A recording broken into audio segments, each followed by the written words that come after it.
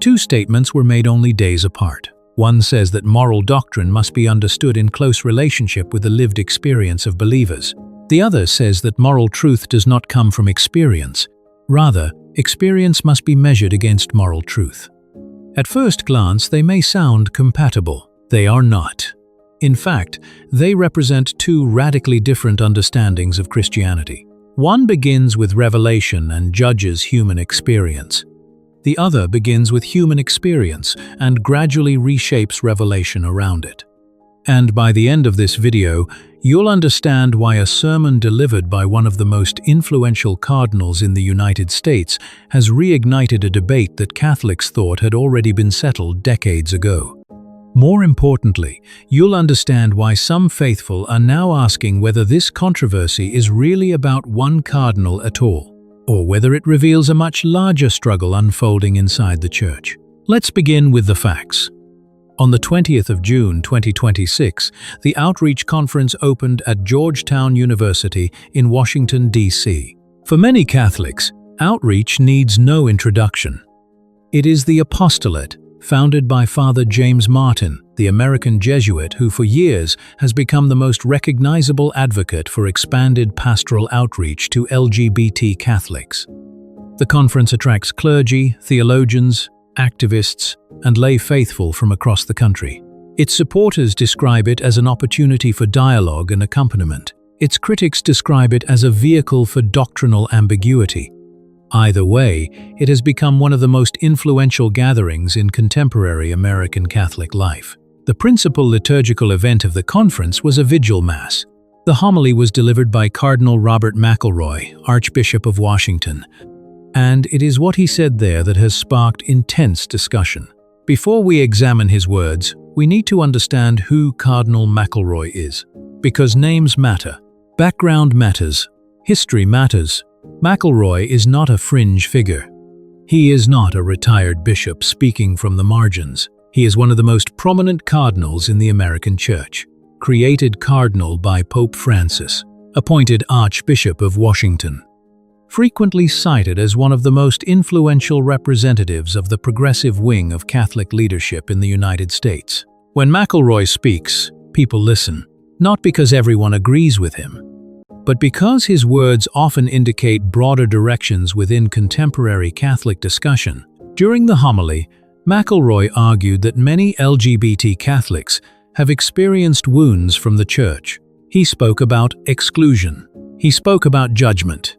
He spoke about pain. And up to this point, many Catholics across theological lines might find common ground. The Church has always recognized that pastoral mistakes can occur. The Church has always taught that charity is necessary. The Church has always insisted that every human being possesses dignity. That is not where the controversy begins. The controversy begins with what comes next. McElroy suggested that Catholic moral teaching must be understood through the concrete lived experiences of believers. Experience, he argued, must play a central role in how doctrine is interpreted and applied. To many listeners, this sounded compassionate, pastoral, reasonable, even attractive. After all, who could oppose listening to people's experiences? Who could oppose understanding their struggles? Who could oppose accompanying those who feel marginalized? And this is precisely why the discussion requires careful attention. Because the issue is not whether Catholics should listen. The issue is what happens after listening. Does experience help us understand truth? Or does experience determine truth? Those are very different questions, and the distinction changes everything. To understand why, we need to step back, far beyond Georgetown, far beyond Washington, far beyond the controversies of our own day. Because this debate is not new, it is actually one of the oldest debates in Christian history. For 2,000 years, the Church has maintained a consistent principle. God reveals truth. Human beings receive it. Human beings may struggle to live it. They may fail to live it. They may reject it. But truth itself does not change because human experience changes. This principle lies at the foundation of Catholic moral theology. Consider the 10 Commandments. Human beings have always struggled to obey them. That struggle does not alter their validity. Consider Christ's teaching on marriage. Throughout history, countless people have found it difficult. That difficulty does not alter the teaching.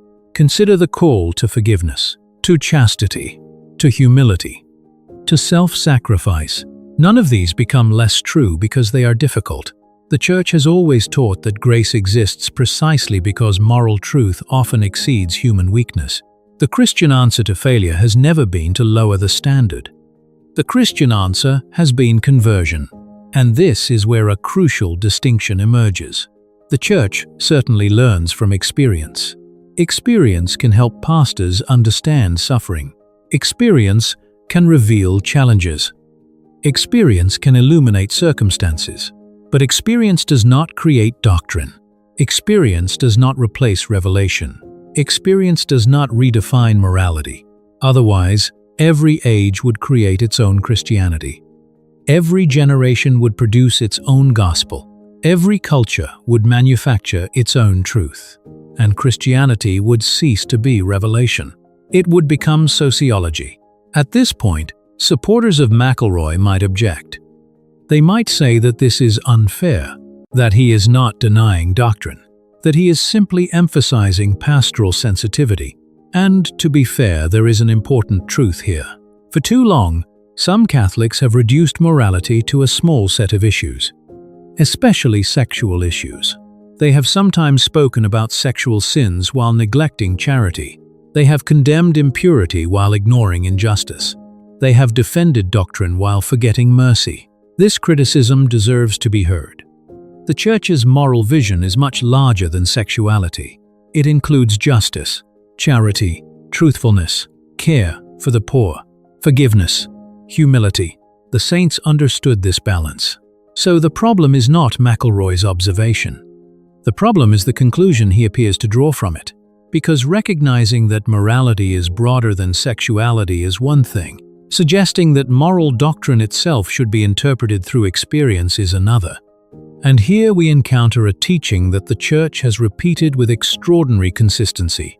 There are certain actions that are intrinsically wrong. Wrong not because society dislikes them. Wrong not because circumstances make them inconvenient. Wrong because they contradict the moral order established by God. This teaching was reaffirmed powerfully by Pope John Paul II in Veritatis Splendor. It was reaffirmed in the Catechism. It was reaffirmed by generations of theologians before him. And once this principle is abandoned, the consequences become enormous. Think about it. If widespread experience becomes the measure of morality, what happens when an entire culture embraces something contrary to Christian teaching?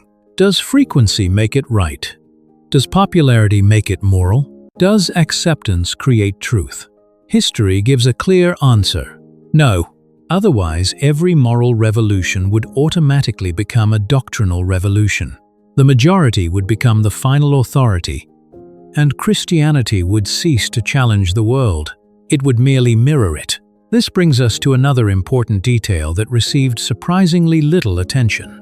During his remarks, McElroy cited comments made by Leo XIV regarding division within the Church. The citations sounded persuasive. The Pope had suggested that the Church should not define itself primarily through debates about sexuality. A reasonable observation, an important observation, but there is a problem, because that is not all, Leo XIV said. And context matters. A sentence removed from its context can easily become something its speaker never intended. What Leo XIV also emphasized was that existing Catholic teaching remained in place. He specifically reaffirmed limits regarding formal blessings and doctrinal questions that had already been clarified by the Holy See. In other words, the Pope called for perspective. He did not announce doctrinal change. He called for balance. He did not reverse Catholic moral teaching. And this is where the controversy becomes unavoidable. Because one interpretation sees continuity, the other sees transformation. One sees pastoral emphasis. The other sees doctrinal evolution. And those are not the same thing. Not even close.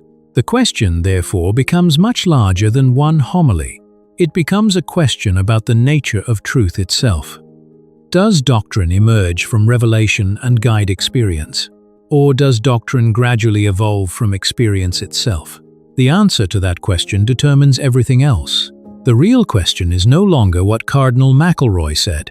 The real question is why these words resonate so strongly in certain parts of the Church and why they cause such alarm in others.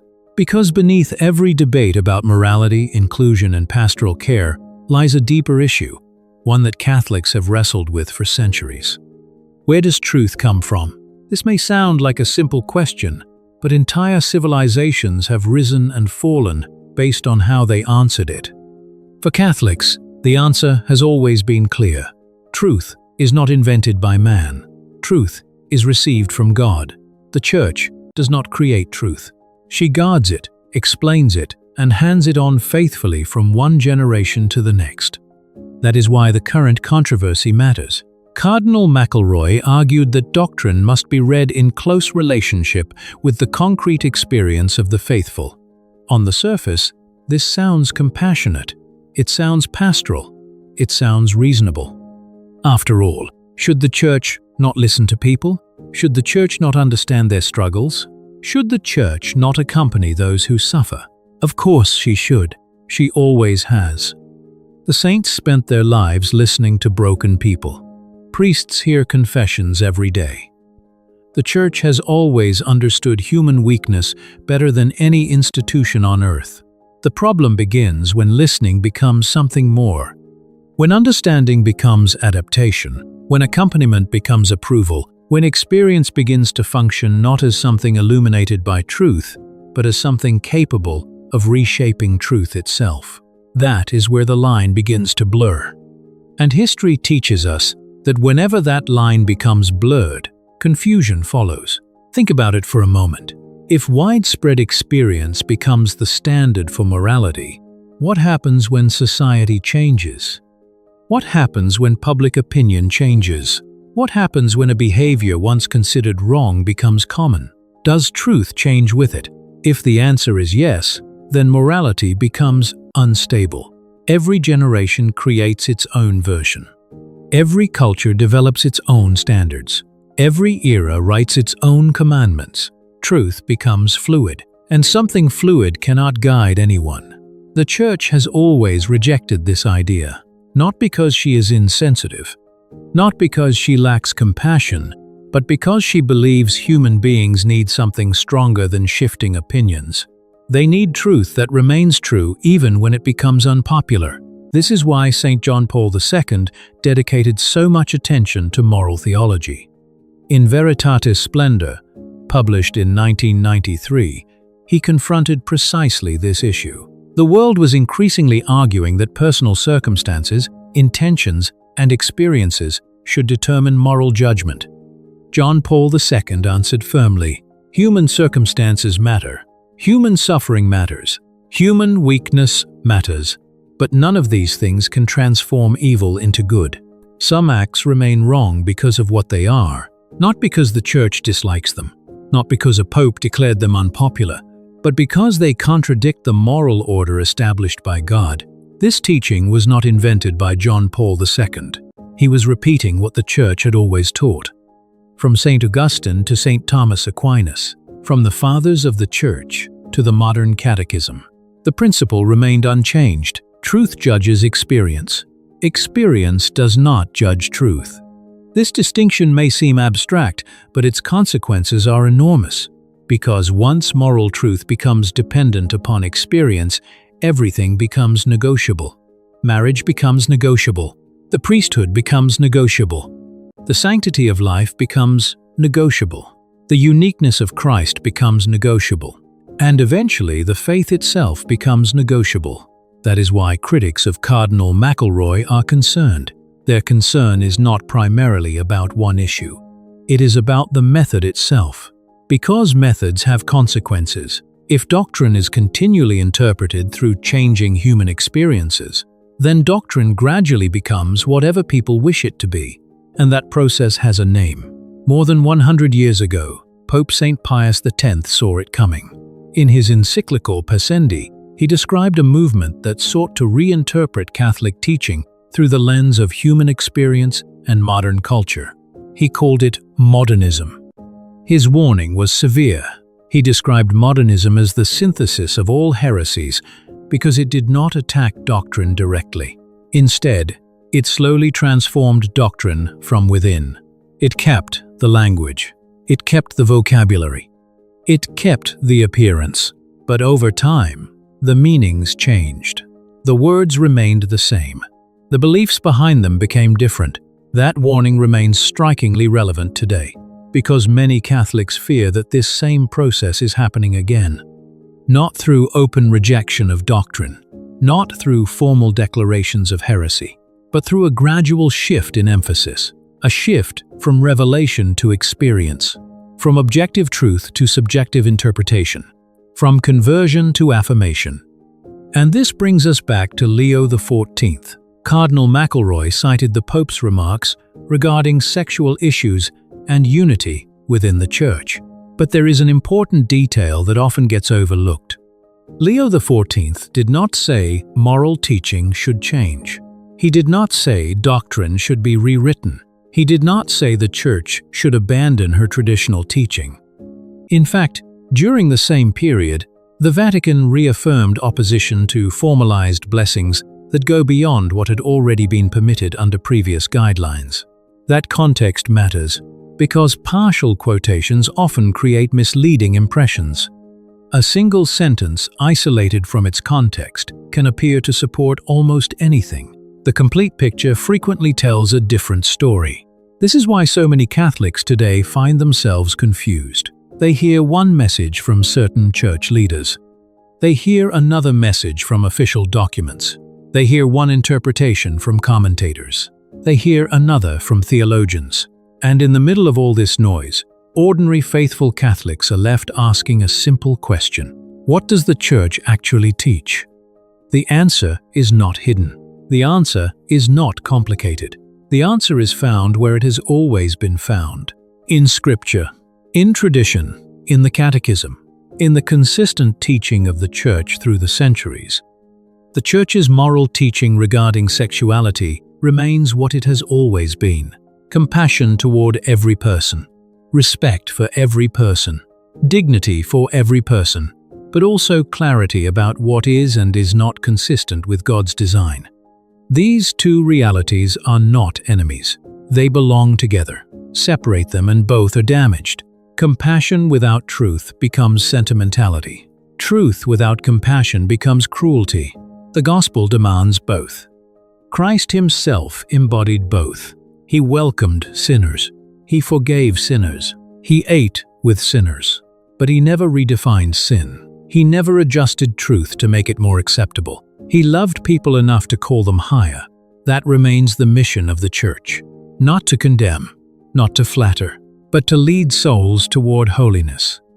And holiness has never been defined by popular opinion. It has never been measured by social acceptance. It has never been determined by majority vote. Holiness begins when human desires encounter divine truth. Sometimes that encounter is comforting. Sometimes it is challenging. Often it is both. That is why Catholics must be careful when listening to debates like this one. It is easy to become angry. It is easy to become fearful. It is easy to choose sides and treat every disagreement as a battle. But wisdom requires something different. Wisdom requires discernment, the ability to distinguish between genuine pastoral concern and doctrinal confusion, the ability to recognize compassion without surrendering truth, the ability to defend truth without losing charity. The Church has survived countless crises because faithful Catholics learned to make those distinctions, and she will survive this one as well. Because truth does not depend on conferences. Truth does not depend on headlines. Truth does not depend on personalities. Truth depends on Christ. The same Christ who promised that the gates of hell would not prevail against his Church. The same Christ who entrusted the deposit of faith to the apostles. The same Christ whose teaching remains unchanged despite every controversy of history. And that brings us back to where we began. One statement says doctrine must be interpreted through experience. The other says experience must be measured against doctrine. Both cannot be the foundation of Catholic morality. One places man at the center. The other places God at the center. One allows truth to evolve according to circumstances. The other understands truth as something received from above. For 2,000 years, the Church has consistently chosen the second path, not because it is easy, but because it is true. And truth, even when difficult, remains the greatest act of mercy the Church can offer the world. What do you think? Has the Church's approach to moral doctrine remained clear, or has confusion increased in recent years? Comment below. Amen. God bless you.